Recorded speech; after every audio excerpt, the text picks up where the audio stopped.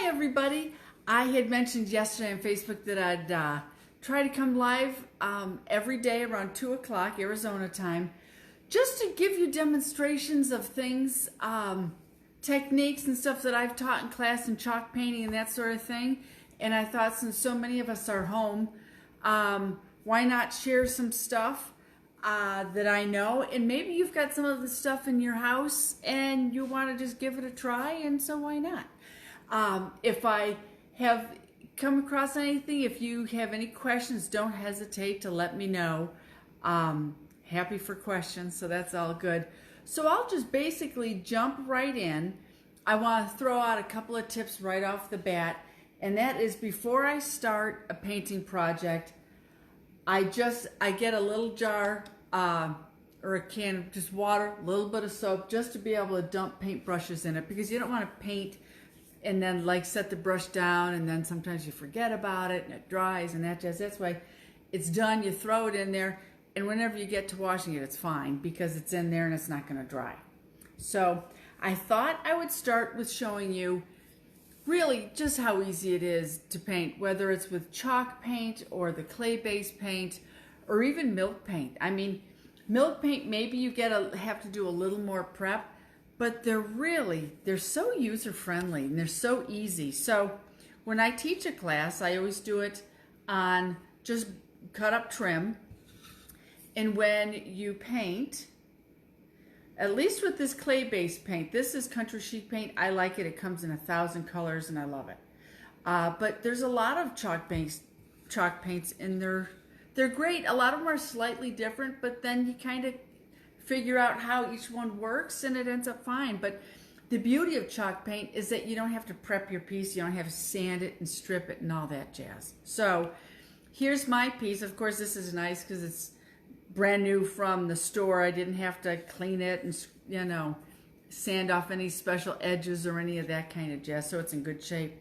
But you just dip it in, you put it on. You put this paint, this clay-based paint, which really is not too much different from chalk paint, you put it on a little heavier, so you're not going to like take it off, you know, wipe it on the edge of the jar. You're just going to put it on, and you see how nicely it goes on. It is a thicker paint, and that's part of the reason why it goes on so nicely, and a lot of times you can just get away with just doing one coat of paint. I like to go with the grain, but there are no real rules. There's a furniture artist in Virginia, and she paints everything by just cross-hatching everything. And she likes that you see the brush strokes in it, and that's just her style, and that's perfect. So there's really no wrong way to do it. Personally, I do it in long strokes. If you're doing something that has edges, which obviously sooner or later you're going to run into some edges, you just kind of like dab up the sides, because you don't want a big thick blurb on the side. So that is literally as easy as it is. So there's that. I'm going to set this down. Now, last week I was at a vintage market and I did a demonstration on making molds, and I don't have the mold today, but I will later in the week. I'll have some molds, I'll show you how to do them. But this is just from Hobby Lobby. It's an air clay. It's really easy to do, and IOD molds and transfers, they're so easy. So I made these birds. Like, look at the detail. It's really amazing. Now, what I did learn with this is that they turned out great, but when you do a mold, if you know where you're putting it, immediately glue it right on, because it kind of, it dries not flat. So when I'm going to glue this down, it's going to end up breaking when I glue it down. I mean, it doesn't have to, but I'm going to press it down so it does end up breaking, which is fine because this is going to be a vintage old looking thing. So plaque. So basically what I'm going to do, I'm going to paint these in that same color. This is a plaque that I painted a couple weeks ago, just like I did the trim. I'm going to sand it. I'm going to put a transfer on it. And then I'm going to glue these guys on it. And then after it's all dry, probably tomorrow, well, it'll be dry before tomorrow, but tomorrow I'll show you how I'm going to wax it, and I'm going to put dark wax, and then all the cool little details of these birds are going to come out. And this is the transfer that I'm going to put on it. So there's that. So first, I just want to go ahead and paint these guys. Hi everybody, thank you for watching. I appreciate it. Hopefully you'll pick up a couple of tips that you can try. You know, I wanted to do these little demonstrations anyway because so many people that come into the store, they want to take a class, but they work and they've got kids and they don't want to come out at night because, you know what, nobody wants to really go out at night. I certainly don't. So this gives me a chance to go ahead and share with you some of the things that I teach in class, and this way, if you do have some of the chalk paint or milk paint, any of that jazz at home, go ahead and give it a try. I mean, it's just paint. You can paint over it. You can sand it off. That's the beauty of it. It's not a stressful, nervous kind of thing at all. I'm just getting it on these sweet little birds. Again, this is IOD, which is Iron Orchid Designs. And they make these beautiful transfers in these molds. So, you know what? This is kind of funny, actually. I have cats, and so I put this this drop cloth on the dining room table, and now the cats are trying to pull it off. So that's kind of funny. Not really. Anyway, so if you see everything fly, you'll know why. Because I've got little Griff here trying to trash the place. Here we go. Let me finish this guy.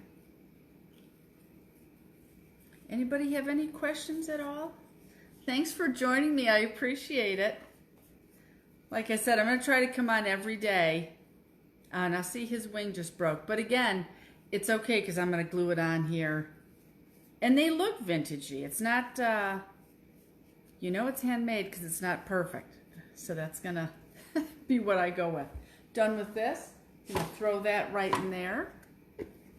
Another cool thing with chalk paint or clay-based paint, it's really thick, but you can always, oh, here's Griff. Griff, say hi. Anyway, it's really thick, so just add water. It's very forgiving, and sometimes you get bummed out because you think it's like too far gone. Add water, keep stirring, and it will come back. So here's this piece.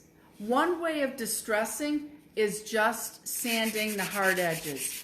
And really what we're mimicking is just where a piece of furniture or a plaque or whatever would have natural wear over time. So to make something look old and antique-y, that's one of the things we do. Can you see that? It's a light color, so it's really hard to tell. And I hit all the edges. Because this one has 3 grooves, and I go ahead and hit all of them. A nice thing about that is that it also brings out detail, which is nice. Because if something's all the same color, you might miss some of that. And on a beautiful piece of furniture, you want that. You want to show. Sorry about that. You really couldn't see what I was doing before. I wanted to do this from my garage, but that garage, I'm in the middle of a kitchen, doing a kitchen cabinet job, so I've got drying racks everywhere and bikes and sprayers and all that jazz. So I thought, well, I'll just come inside. As you can tell, because we've got an American Girl slumber party in the back, Gabrielle moved all of her dolls out, so they'd be part of the party. Okay. Again, I don't know if you can really see that. You'll see it by the end. So, there's that. So I've just distressed that a little bit. Light sanding, that's really what distressing is. Here's my transfer. I'm placing it over.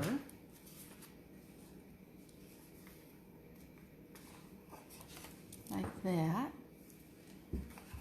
And it comes with a little hard piece, like a plastic piece. Of course, I can't find mine, so I'm just going to use basically that. And you go over it. You rub it kind of like, you know, when you were a kid with the tattoo and you've got like a wet sponge to rub off the tattoo.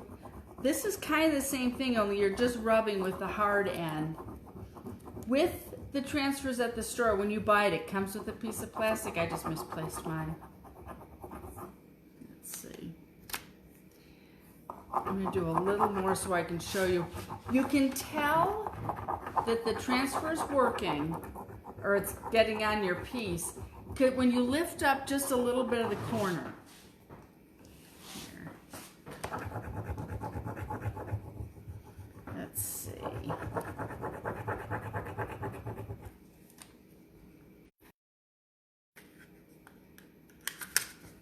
That one isn't ready yet. The others are pretty good.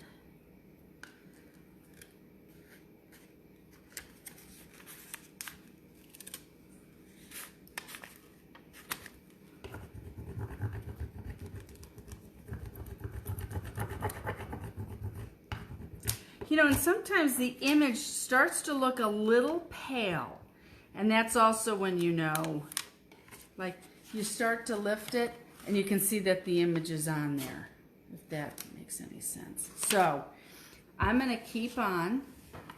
Let me move my little birds here. I'm actually going to, yeah, that'll probably help. I'm going to glue these birds when I'm all done with that on top of some of the transfer and some of the plain wood. So that'll be pretty how that turns out. I think when you layer a couple of things, it really makes it look really interesting.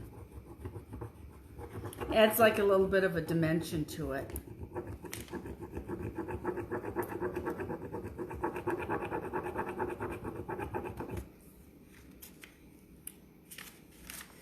Good.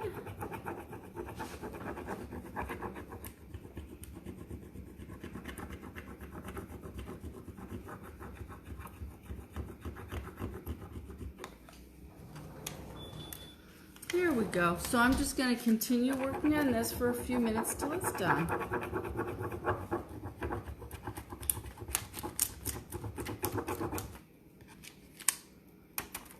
Yay, we're getting there.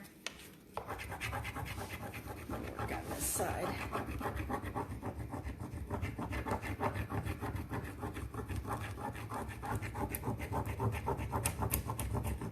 When you get these transfers, they're backed with like white wax paper, and you want to keep that with it until you're ready to set this down, because this is all sticky and you don't want to accidentally set it down just to find out that's not where you wanted it, and it won't lift off real easy. So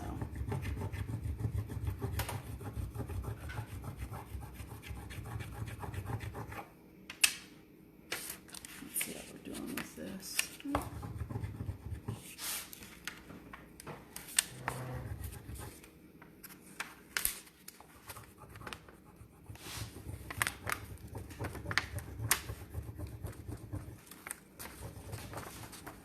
We're getting there. Oop.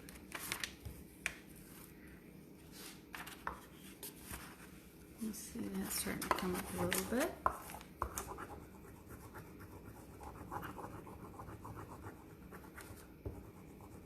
With these transfers, you can cut them up. They come in big sheets. And normally there's a few different, like with this, there's 4 different flower bundles on it. So you can cut it up and use it as you want, and you can get an awful lot out of it. Okay, that doesn't want to come. There we go.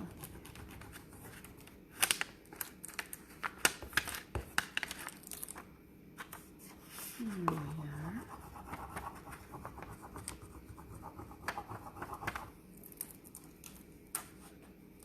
So sweet.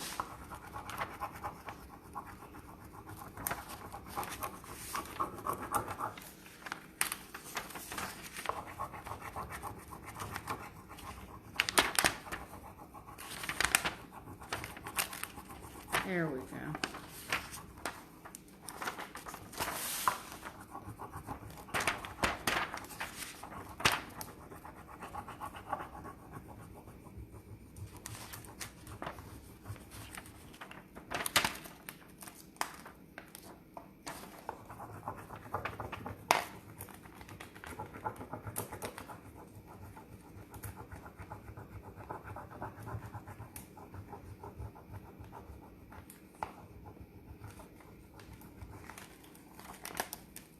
How are we doing here? Almost done. Yep, there we go. There we go. That's really... I am just going to press it down. That's kind of cool. The leaves kind of came off the thing, so I just kind of wrapped it around. So that's kind of cool. Or you could sand it off either way. So now I'm just going over it, making sure that this is pressed down so they're really adhered.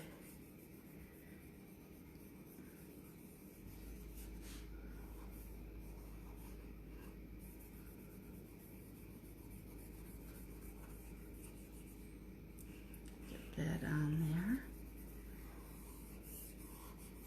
We did a class a few weeks ago where we had large round pieces of wood, and we had stamps and transfers, and they were just beautiful.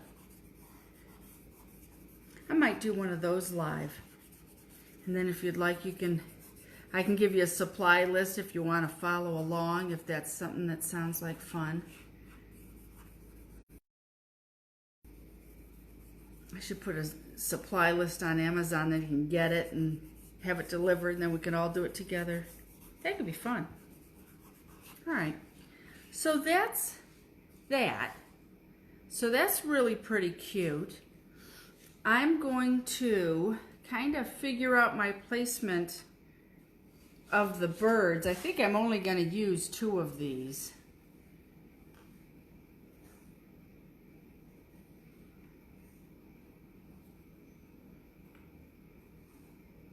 I'm not sure.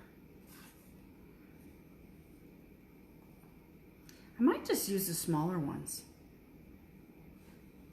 So I think I'm just gonna do that. I'll find something for that big bird. I probably should have opened this before. Yeah, that doesn't want to open.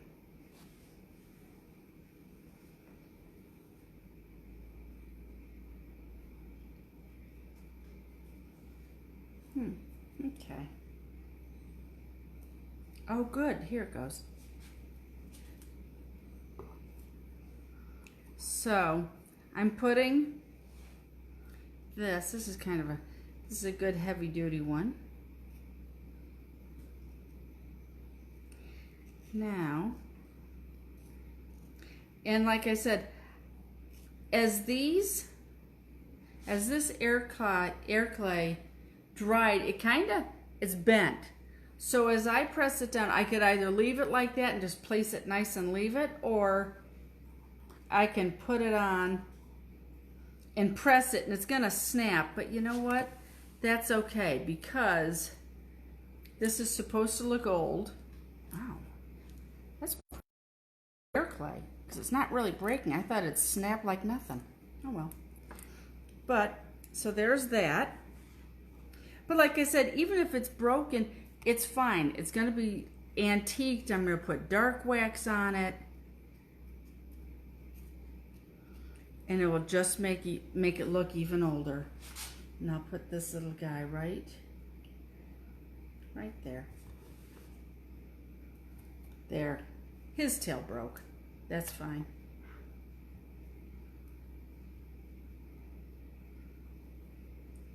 Just going to get that excess glue off.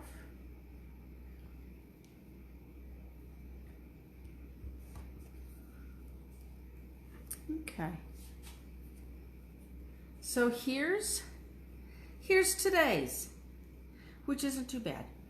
So you saw how quick it was just to do that, and I think that is starting to be something really pretty cute.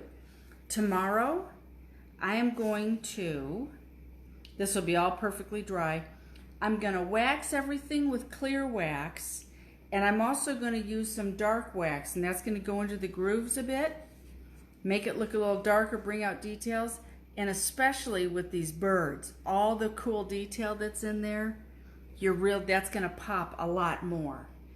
And because that dark wax it mimics like years of crud, so it's just going to make it look really cute and authentic. So that's where we are today. Later in the week, if not tomorrow, I'm going to try to show you how to make these molds, which are very easy, and there's so many different kinds of molds that it's just fantastic.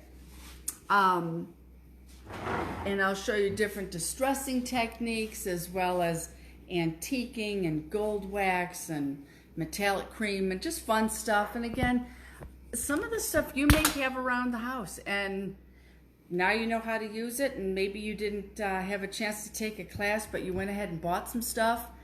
Feel free to message me if you've got any questions, things you want me to cover, because I just thought it'd be nice to hop on and show you some fun stuff. And there you have it. It's really kind of cute. Anywho, thanks. Thank you, and I'll see you tomorrow around 2. Bye.